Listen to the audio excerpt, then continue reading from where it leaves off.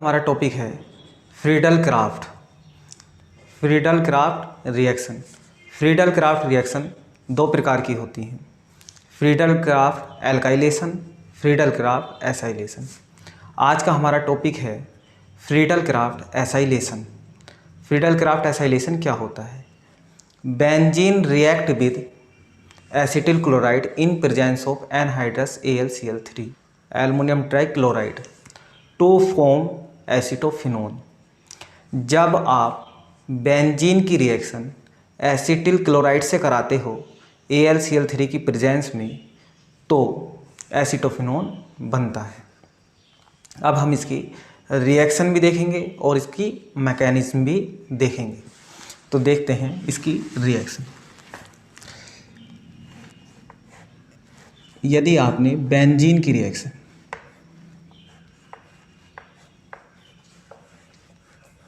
Acetyl chloride के साथ की एनहाइड्रस AlCl3 की प्रेजेंस में, एल्युमिनियम ट्राइक्लोराइड की प्रेजेंस में, तो एसिटोफिनोन आपको प्राप्त होगा।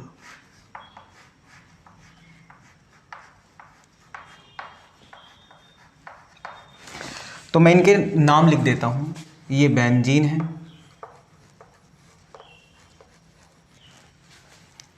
ये एसिटोफिनोन है,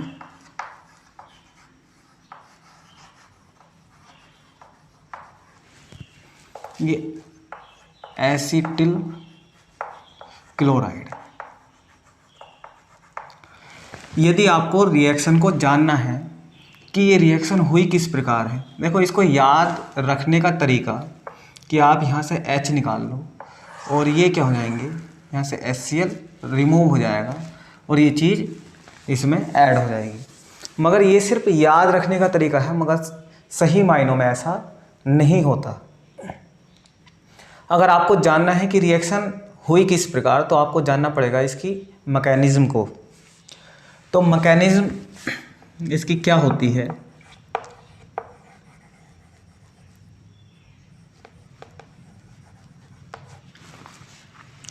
कि सबसे पहले एसिटिल क्लोराइड की रिएक्शन एनहाइड्रस AlCl3 से होती है। अब क्योंकि एल्युमिनियम ट्राइक्लोराइड एक लुईस एसिड है, मेरा यहाँ लुईस एसिड कहने का ये तात्पर्य है कि लुईस एसिड है तो इसका ऑक्टेट इनकम्प्लीट है। एल्युमिनियम का ऑक्टेट इनकम्प्लीट होता है, इसके आउटरमोस्ट शेल में 8 इलेक्ट्रॉन नहीं होते, तो ये इलेक्ट्रॉन को एक्सेप्ट कर सकता है, ये किसी निगेटिव आयन के साथ जुड़ सकता है। तो ये दोनों ब्रेक होंगे, ये प्लस में और ये माइनस में, तो इसका माइनस इसके साथ अटैच हो जाएगा और ये एसिटिल कार्बोनियम आयन बना लेंगे, CH3CO plus AlCl4 minus aluminium tetrachloride ion और एसिटिल कार्बोनियम आयन।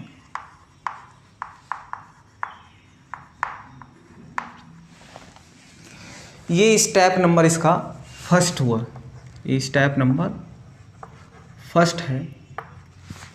अब स्टेप नंबर सेकंड के अंदर अब क्या होगा कि ये एसिटिल कार्बोनियम आयन बेंजीन के ऊपर अटैक करेगी।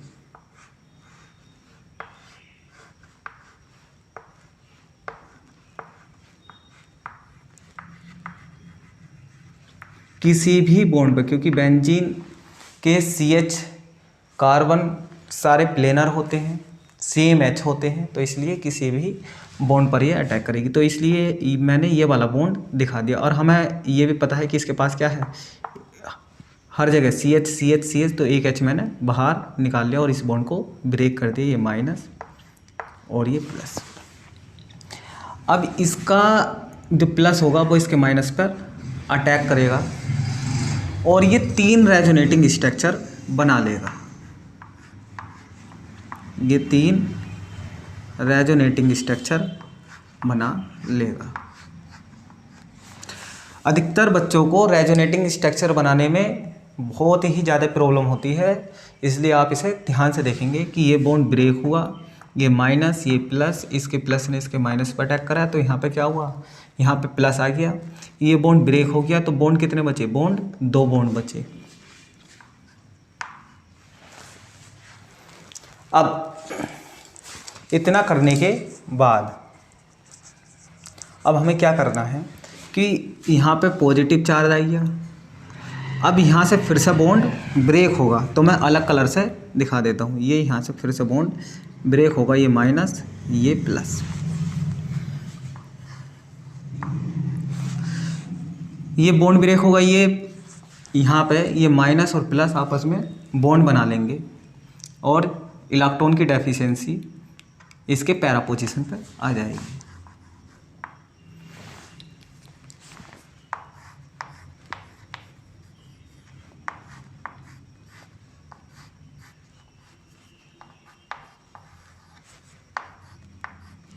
फिर से बॉन्ड ब्रेक होगा, ये माइनस, ये प्लस माइनस बॉन्ड बना लेंगे और फिर से ऑर्थो पोजीशन पे इलेक्ट्रॉन की डेफिशिएंसी आ जाएगी।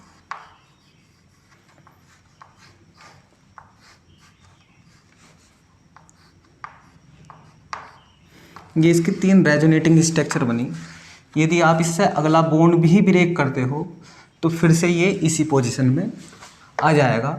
उसके बॉन्ड की जो पोजीशन चेंज हो गई, जो इन दोनों के बीच में बॉन्ड था वो उनसे आगे वाले जो कार्बन के बीच में चला गया। तो हम इन 3 रिएक्शन को एक साथ दिखा सकते हैं और बोलेंगे डिलोकेलाइज्ड फॉर्म है इसकी। ये कौन सी फॉर्म है, डिलोकेलाइज्ड। डी का मतलब बिना और लोकेलाइज का मतलब जो लोक ना हो, ये इसकी डिलोकेलाइज फॉर्म बन गई। ये स्टेप नंबर 2 था। देखो सबसे पहले एसिटिल क्लोराइड के ऊपर एनहाइड्रस AlCl3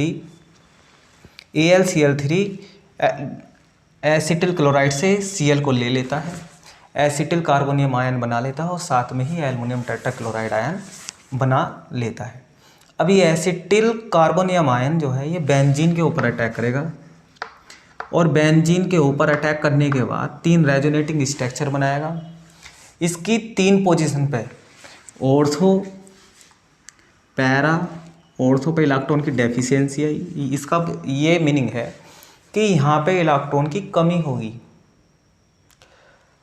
अब स्टेप नंबर इसका 3 लिखेंगे। ये जो इसकी रेजोनेटिंग स्ट्रक्चर बनी है,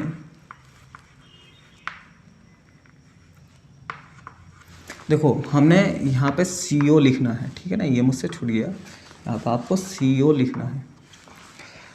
अब ये जो इसकी डिलोकेलाइज्ड फॉर्म है, मैं लिख भी देता हूँ इसके नीचे कि ये जो इसकी डिलोकेलाइज्ड फॉर्म है, डिलोकेलाइज्ड फॉर्म हो गई इसकी। अब इसके ऊपर अटैक जो होगा वो एल्युमिनियम टेट्राक्लोराइड आयन का होगा। ये एल्युमिनियम टेट्राक्लोराइड आयन अपना एक Cl और ये अपना एक H, ये प्लस माइनस में रहोगे तो इसका H और इसका Cl HCl बना लेंगे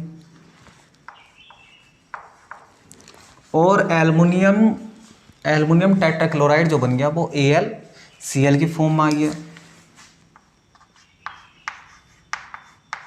AlCl3 की फॉर्म में। और इसका माइनस इसके प्लस के साथ आप इसमें से कोई सी भी स्ट्रक्चर ले सकते हो उस चीज़ को समझने के लिए। और ये एसीटोफिनोन फॉर्म में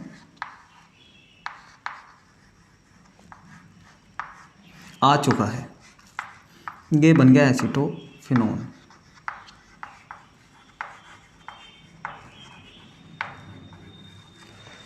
अब मैं आपको एक बार और बता देता हूँ कि आपको लिखना कैसा है एग्ज़ाम में। जब भी आपसे फ्रीडल क्राफ्ट एसाइलेशन पूछी जाएगी तो वो 2 मार्क्स में पूछी जाएगी विद मैकेनिज्म।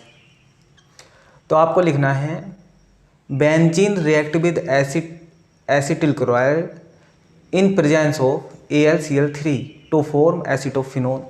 आप लैंग्वेज लिखेंगे, फिर इसकी क्या लिखेंगे, ये रिएक्शन लिखेंगे। रिएक्शन लिखने के बाद इसकी मैकेनिज्म में स्टेप नंबर फर्स्ट डालेंगे कि acetyl chloride react with Lewis acid to form acetyl carbonium ion and aluminium tetrachloride ion.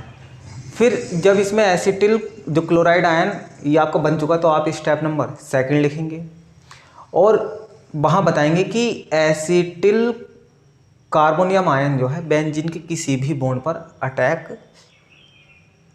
Attack करता है, कि acetyl carbonium attack on benzene ring.